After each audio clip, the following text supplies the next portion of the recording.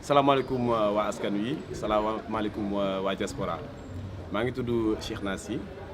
nekk naa nag ci dëkk bii ñuy wax France maintenant une dizaine d'années li ma fi andi woon nag immigration la ba ma fi ñëw naa fi ci ay anam yu leer te nekk naa ci dëkk bi li tax nag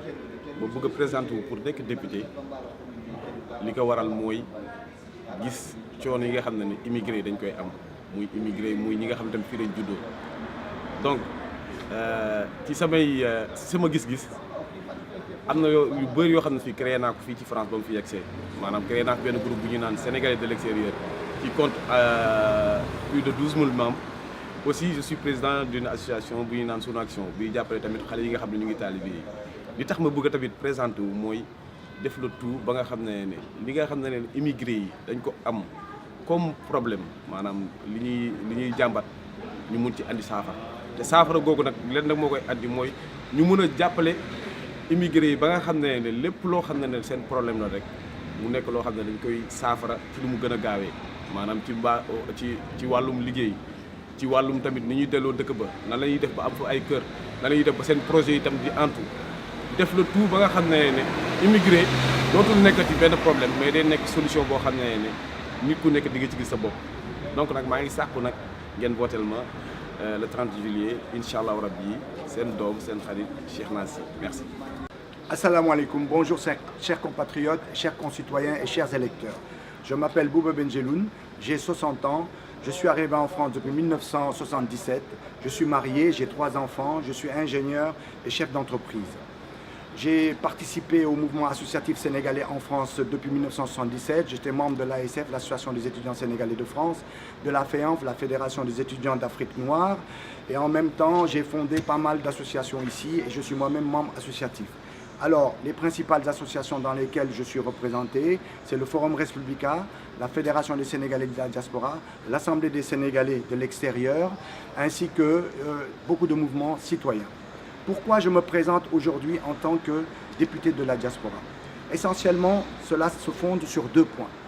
Le premier point, c'est que depuis 2016, excusez-moi, nous pouvons participer aux élections en tant qu'indépendants et en tant que membres du mouvement citoyen sans être dans un parti politique. Ça, c'est le premier élément. Le deuxième élément, c'est que moi-même, j'ai participé à la refonte, à la réécriture des accords entre le Sénégal et la France en 2016. Et quand j'ai vu effectivement la manière dont ces accords ont été défendus au niveau des discussions entre les autorités sénégalaises et françaises, je me suis convaincu d'une chose, c'est qu'il ne faut plus laisser notre destinée aux seuls politiques et qu'il faut être présent là où ça se discute, tellement ces choses sont importantes pour nous. Assalamu alaikum, mbokki diaspora bi, mbokki Sénégal ak spectateur melentaan maa ngi leen di nuyu yéen ñëpp ci turam ak ci santam di leen ziare di présenté wu maa ngi tudd Sagay Diop nekk Belgique doon fruit diaspora bi ma ne fruit diaspora bi nag mooy yàgg génn def Amérique def Espagne ba Belgique Europe bi nag xam naa ne fi ma ci xam bari na ñi ma xamit bari na sama liggéey yëpp moo nekk ci biir citoyen yi ak association yi ak daayira yi muy murito tijaano ngénte xew lu xew sénégalais yi dañ ma fa gis li tax nag ma bëgg a nekk député man duma politicien sax mais dama gis koo xam ne ñëw na pour changer visage du Sénégal li Olof Njaay naan change ak pexe ñun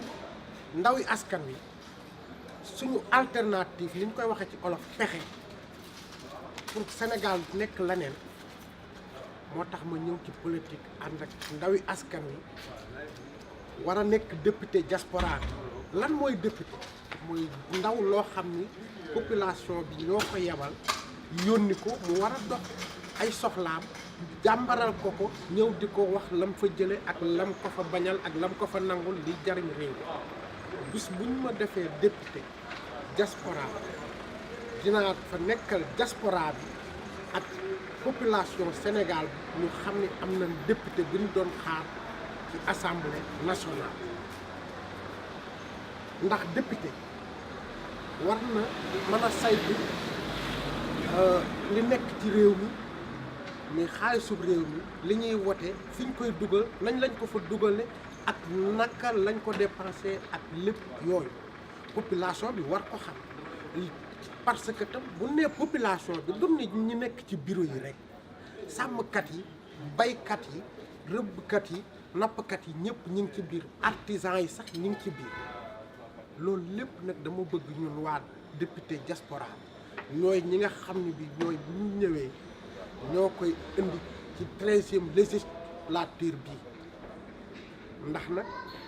bu nee 13e législature bi duutul yam ak yi fi 12 bi fi jóge ndax 1960 ba nëgë ni même système bi moo fi nekk bu loolu passé maa ngi leen di nuyu le 30 voteel leen ndawi askan wi pencum nawle merci jërë ngeen jëf